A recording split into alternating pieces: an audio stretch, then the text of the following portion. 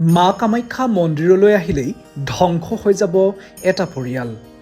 আজিলৈ নীলাচল পাহাৰলৈ অহা নাই অসমৰ সেই পৰিয়ালটো, কিন্তু কিয়? বন্ধুসকল, আজি মই আহিছোঁ নীলাচলৰ বুকুত থকা অন্যতম শক্তিপীঠ মা কামাখ্যা ধামলৈ। আহিয়েই মাৰ চৰণত সেৱা জনাই আৰম্ভ কৰিছোঁ আজিৰ এই ভিডিঅ'। বন্ধুসকল, মা কামাখ্যা মন্দিৰক লৈ বহু প্ৰবাদ প্ৰচলিত আছে।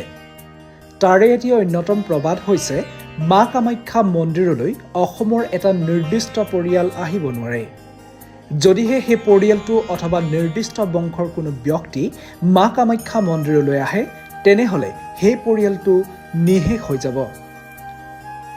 সেইবাবে আজিলৈকে কামাখ্যা মন্দিৰলৈ অহা নাই পৰিয়ালটো। প্ৰবাদ অনুসৰি আমি ঘূৰি যাব লাগিব বহু বছৰ আগলৈ। কোচ ৰজা নৰনাৰায়ণে যেতিয়া মন্দিৰটো নিৰ্মাণ কৰিছিল, সেই সময়ত প্ৰথম পূজাৰী আছিল কেন্দুকলাই নামৰ এজন ব্যক্তি। কেন্দুকলাই প্ৰতিদিনে দেৱী মাৰ ওচৰত পূজা অৰ্চনা আৰম্ভ কৰে।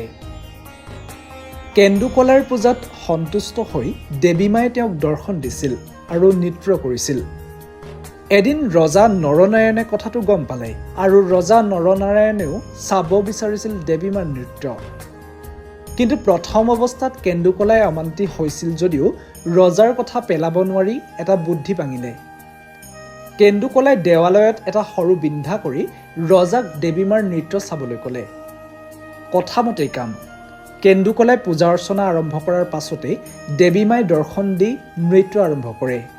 এই সকলোখিনি ৰজা নৰনাৰায়ণে দেৱালয়ৰ বিন্ধাইদি চাই আছিল।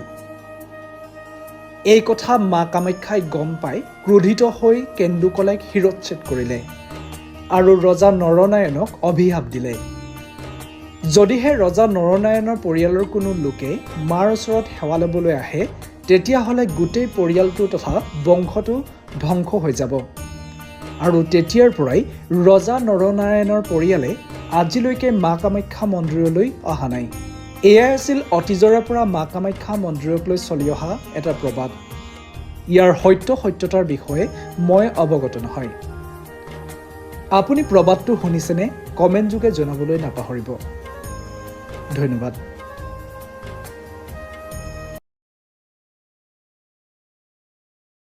মা কামাখ্যা মন্দিৰলৈ আহিলেই ধ্বংস হৈ যাব এটা পৰিয়াল।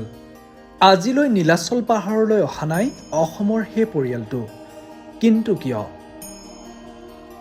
বন্ধুসকল, আজি মই আহিছোঁ নীলাচলৰ বুকুত থকা অন্যতম শক্তিপীঠ মা কামাখ্যা ধামলৈ।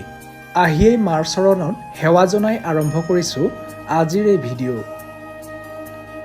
বন্ধুসকল, মা কামাখ্যা মন্দিৰক লৈ বহু প্ৰবাদ প্ৰচলিত আছে। তাৰে এটি অন্যতম প্ৰবাদ হৈছে মা কামাখ্যা মন্দিৰলৈ অসমৰ এটা নিৰ্দিষ্ট পৰিয়াল আহিব নোৱাৰে। যদিহে সেই পৰিয়ালটো অথবা নিৰ্দিষ্ট বংশৰ কোনো ব্যক্তি মা কামাখ্যা মন্দিৰলৈ আহে, তেনেহ'লে সেই পৰিয়ালটো নিঃশেষ হৈ যাব। সেইবাবে আজিলৈকে কামাখ্যা মন্দিৰলৈ অহা নাই পৰিয়ালটো। প্ৰবাদ অনুসৰি আমি ঘূৰি যাব লাগিব বহু বছৰ আগলৈ। কোচ ৰজা নৰনাৰায়ণে যেতিয়া মন্দিৰটো নিৰ্মাণ কৰিছিল, সেই সময়ত প্ৰথম পূজাৰী আছিল কেন্দুকলাই নামৰ এজন ব্যক্তি। কেন্দুকলাই প্ৰতিদিনে দেৱী মাৰ ওচৰত পূজা অৰ্চনা আৰম্ভ কৰে। কেন্দুকলাইৰ পূজাত সন্তুষ্ট হৈ দেৱী মায়ে তেওঁক দৰ্শন দিছিল আৰু নৃত্য কৰিছিল। এদিন ৰজা নৰনাৰায়ণে কথাটো গম পালে আৰু ৰজা নৰনাৰায়ণেও চাব বিচাৰিছিল দেৱী মাৰ নৃত্য। কিন্তু প্ৰথম অৱস্থাত কেন্দুকলাই অমান্তি হৈছিল যদিও ৰজাৰ কথা পেলাব নোৱাৰি এটা বুদ্ধি পাঙিলে। কেন্দুকলাই দেৱালয়ত এটা সৰু বিন্ধা কৰি ৰজাক দেৱী মাৰ নৃত্য চাবলৈ ক'লে। কথামতেই কাম। কেন্দুকলাই পূজা অৰ্চনা আৰম্ভ কৰাৰ পাছতেই দেৱী মাই দৰ্শন দি নৃত্য আৰম্ভ কৰে। এই সকলোখিনি ৰজা নৰনাৰায়ণে দেৱালয়ৰ বিন্ধাইদি চাই আছিল। এই কথা মা কামাখ্যাই গম পাই ক্ৰোধিত হৈ কেন্দুকলাইক শিৰচ্ছেদ কৰিলে আৰু ৰজা নৰনাৰায়ণক অভিশাপ দিলে। যদিহে ৰজা নৰনাৰায়ণৰ পৰিয়ালৰ কোনো লোকে মাৰ ওচৰত সেৱা ল'বলৈ আহে, তেতিয়াহ'লে গোটেই পৰিয়ালটো তথা বংশটো ধ্বংস হৈ যাব। আৰু তেতিয়াৰ পৰাই ৰজা নৰনাৰায়ণৰ পৰিয়ালে আজিলৈকে মা কামাখ্যা মন্দিৰলৈ অহা নাই। এয়াই আছিল অতীজৰে পৰা মা কামাখ্যা মন্দিৰক লৈ চলি অহা এটা প্ৰবাদ। ইয়াৰ সত্যতাৰ বিষয়ে মই অৱগত নহয়। আপুনি প্ৰবাদটো শুনিছেনে? কমেণ্ট যোগে জনাবলৈ নাপাহৰিব। ধন্যবাদ।